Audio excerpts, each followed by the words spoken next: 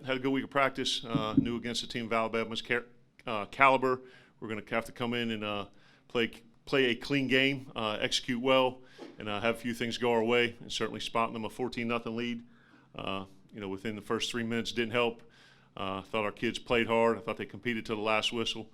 But at the end of the day, we didn't coach or play well enough to beat a team like Alabama today. Questions? Start with Garrett in the front. Joe, with the opening kickoff, was it a mishit or what happened there? Sir? Was the opening kickoff a mishit or? Yeah, the game plan with how we've been kicking and not getting touchbacks or kicking it particularly deep and wanting to keep it out of their guys' hands. The idea was the sky kick. So the first one that you saw in the second half where they caught on the 30, that was it. So it was a mishit on his part. Other questions? We'll go to Steve.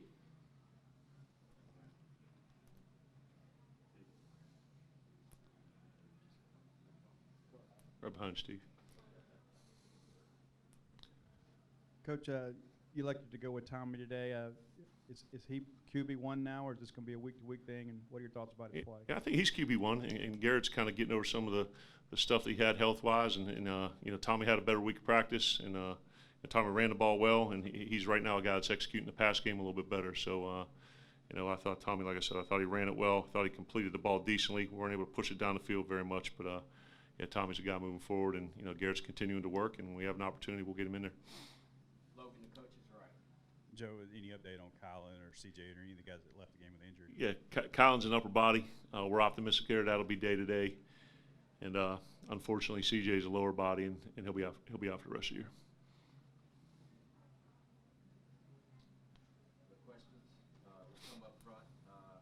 Actually, let's go to the back with Tom, and then we'll come to the front. You mentioned Tommy ran the ball well, but passing-wise, 12 completions for, I think, 82 yards. Yeah. What was a couple of the deep shots that didn't connect? Was it really more of what Alabama was doing, or what was maybe just without seeing the tape, your first impressions of the pass game? I think it's a combination of things. The shots that we took downfield, one to Osiris, one to Guidry, a couple others throughout the game. They covered them up, and we didn't complete them, and knew we were going to have to make an attempt at some explosive plays down the field. And quite frankly, there are a bunch of other ones that we had called, and they melted out and got underneath the deeper route. And those were some of the checkdowns you saw to Kylan and Dedrick and Nick and Lee. So there were some other things designed to get the ball down the field, but based on the coverage and how they were playing it, we had to dump it down. Tyler? Joe, the top three teams in the division being Auburn, LSU, Alabama, last year against those teams, pretty competitive. You even beat Auburn. This year, the margin's been a lot wider. What do you think has contributed to that margin, and is it them being that much better, or have you guys taken a step back potentially? No, I don't necessarily say step back. I'd say it's a combination of things, and we'll continue to look at them, work at them, and get better.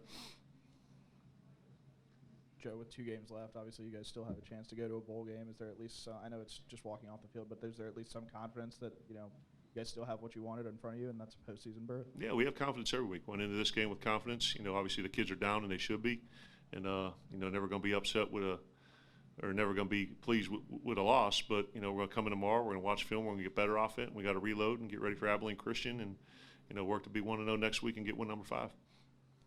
Steve?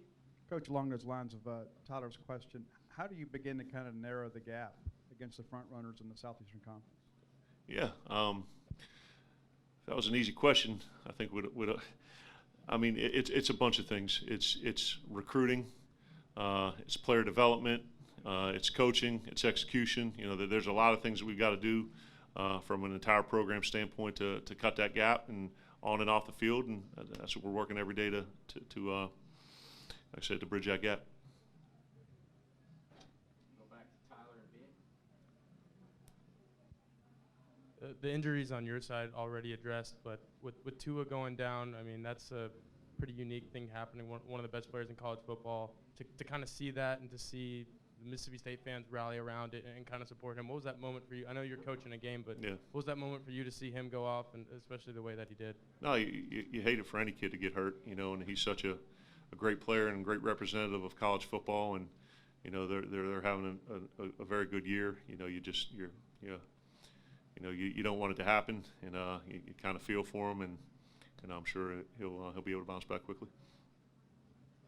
Coach Najee Harris had 4 touchdowns in the first half. I mean, what did you see from him? And I know you still have to look at the film, but was there anything you diagnosed, at least in the run game, that maybe you guys weren't getting done? Yeah, I mean, he's a very good back. You know, had a great second half against LSU, and one of the top backs in the country. I think, you know, a couple things early on. We got caught in man coverage, and he got outside, and we weren't able to run him down. And some of the other things were just him running behind his pad. So big physical offensive line. You know, good tight end, good scheme, and the kid runs hard. Go all the way to the back.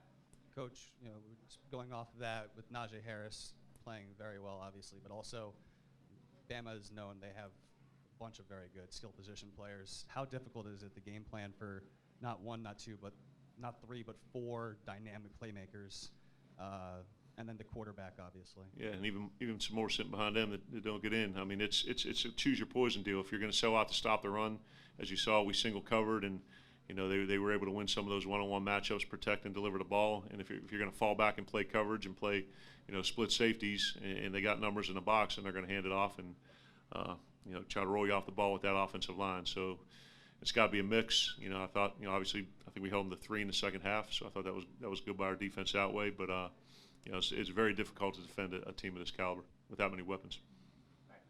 Joe, it didn't seem like Tommy had a particularly bad game throwing the ball, but then you look, he only had 82 yards. Where would you say the mishaps, I guess, in the passing game were, and why the production was pretty low? Yeah, it looked like a couple were catchable. I don't want to call them drops, but you know, they were kind of in the area. But I think the bigger thing from a production standpoint, like I mentioned earlier, we took some shots down the field and weren't able to connect with them.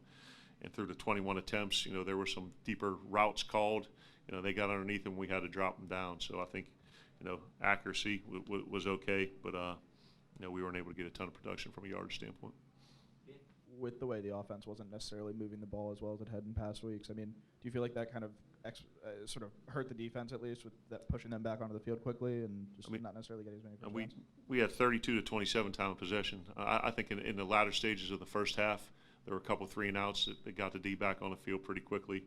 But, you know, like I said, we were making a concerted effort going into the game.